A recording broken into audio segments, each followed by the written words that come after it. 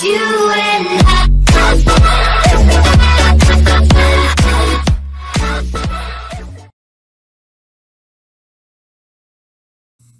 All right, now we're going to talk about business impact analysis. In this lesson, we're going to talk about the importance of business impact analysis, the process of business impact analysis, and really the required components for doing an effective business impact analysis. So what is business impact analysis? This really is a cornerstone process for establishing effective security in the cloud. We talked about that the only way to really justify going to the cloud is doing cost-benefit analysis to see that the benefits that are coming from utilizing cloud services or cloud deployment really makes sense for an organization and what it's trying to achieve. Well, the business impact analysis really ensures that security is well set up to properly defend the assets that are being deployed in the cloud. The first part of business impact analysis is to establish the existing state. What are you currently doing? What currently exists in your environment, and what are you trying to replicate, or duplicate in the cloud? There are a number of different things you can do to establish the existing state. One is you want to gather up all the network diagrams or artifacts that describe the processes that are involved in the existing state of your organization. Two, you want to really interview people who are involved in running these pieces or maintaining these pieces that are critical to the existing state. You'll really understand and get a greater depth of understanding of what is really required in the existing state. You want to collect network traffic to know what your baseline is for the traffic that's expected in this existing state, and that will also benchmark what you should expect when examining the network traffic when moving to the cloud.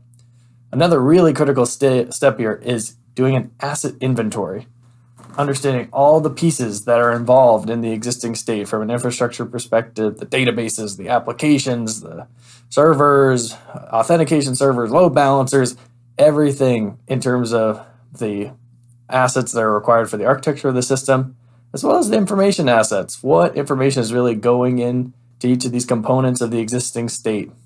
Another important thing to understand in terms of the existing state are what regulations apply to your business. What laws do you have to adhere to?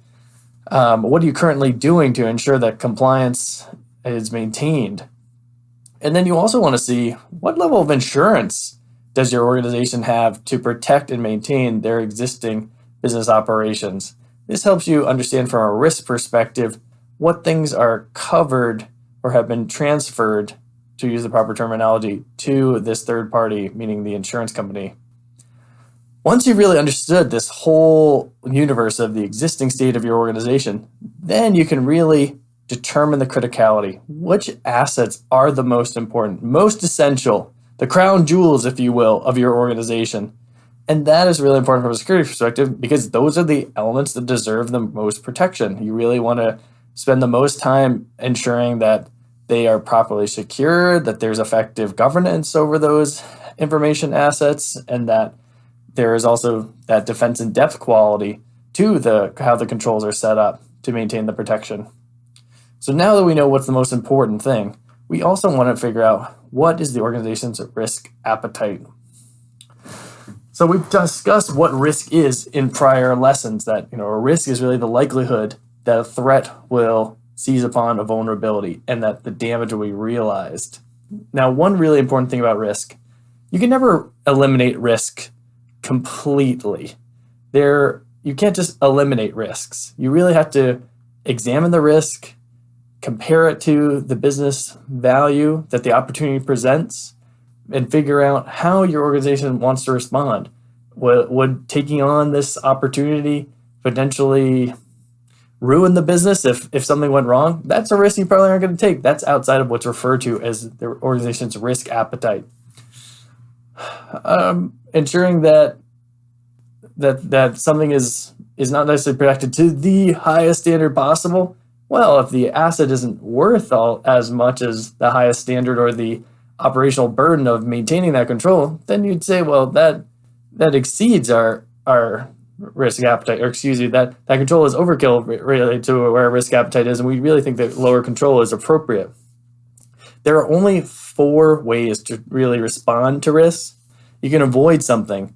In the example of just saying, well, that's outside our risk appetite, we're not going to pursue that. That's an example of avoidance. Accepting the risk, saying, well, we know there's a possibility that this could happen, but we think the impact will really be low. We think we have controls in place that are enough to handle that, so we're going to accept this risk. Transfer. We've already kind of alluded to this by talking about the amount of insurance that a company has. Many companies now have cybersecurity breach insurance, which handles sometimes the negotiation and in instances where ransomware occurs, but you're transferring the cost of the risk through your premiums that you're paying to the insurance company. And mitigate, although you can put controls in place, all these controls, they decrease the likelihood of the risk or the potential impact of the risk, but they just lower the impact or likelihood of the risk to an acceptable threshold within the organization's risk appetite. Remember, you can't completely eliminate risks. The possibility of things is always going to happen. Okay. So let's reflect on a few things. Does your organization have an asset inventory? This is really important because in order to effectively secure anything, or run a business for that matter, you got to understand what you have. Potentially you have things on hand that aren't being properly protected, or maybe aren't being utilized to their full extent to get the most business value out of them. What is the most critical asset in your organization? This seems simplistic, but it is really important from a security and operational perspective. If you don't really know the answer to this question, how effectively are you securing your organization if you don't know the top items that are really the most critical that keep your business functioning? Because those really should be the focus of your security efforts. How are risks identified, evaluated, and monitored? Many organizations talk about risk, but when it comes to the granular nitty-gritty, there are sometimes gaps when it comes to figuring out what risks are, educating stakeholders on how to even identify risks, and then ensuring that the risks are truly within the appetite. And defining the appetite itself can be difficult for some organizations. But as security professionals, really need to ensure that we know what the most important things are, how they're evaluated, and how we're going to monitor them. Okay, in summary, we talked about the importance of business impact assessment. It really establishes the most critical assets and functions within an organization, and thus those that require the most focus from a security perspective. And we talked about the business impact analysis process, understanding the existing state, figuring out what those critical assets are, figuring out the risks that are associated with them, and how to reduce them to they're within the acceptable range for the organization's risk appetite. All right, I'll see you in the next lesson.